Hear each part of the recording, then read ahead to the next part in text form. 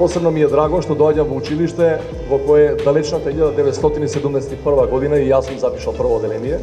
И сега кога ги гледам нашите мали и убави дечиња, не ми се верува дека и ние во таа година сме биле толку мали и толку убави. Имам сосема накусо 2-3 кратки пораки за дечињата, за родителите и за наставниците, односно нивните учители. Прво, сакам да се обратам на учителите од директорката па до последниот наставник, односно учител.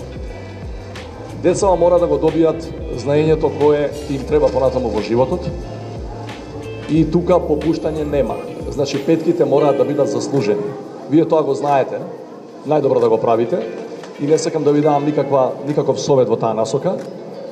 Меѓутоа, сакам и вас да ве замолам, а тоа ќе го направам исто и со родителите, да не бидете премногу строги со нив. Че петките мораат да бидат заслужени, меѓутоа дечињата треба да имаат малку и слободно време и додека се во училиште, за да не го чувствуваат училиштето и вас како нешто наметнато, туѓо или не да е Боже страшно. Имам една куса порака до родителите и јас сум родител на сега средношколец веќе и знам дека е потребно да ги туркаме постојано да се усовршуваат, бидејќи образованието е основот на секој понатамошен животен успех. Меѓутоа, порака и поздрав и до татковците и до мајките. Немојте само да ги терате да учат. Терете ги малку и да играат. И терете ги малку и надвор да излегуваат. Не само да видат над книгата. Тоа што треба да го научат, ќе го научат.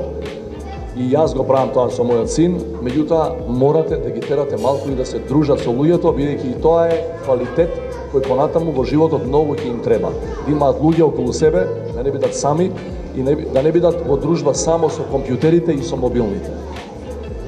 И порака за малите, за кои не сум сигурен дека денеска ќе ме разберат, ама еден убав ден, бидејќи се снима, ќе го погледаат и ќе разберат.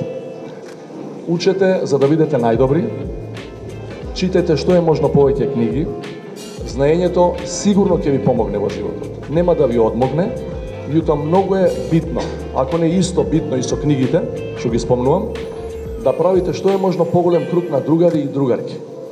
Затоа што во животот човек секогаш е поуспешен и посреќен ако има повеќе другарчиња и пријатели околу себе.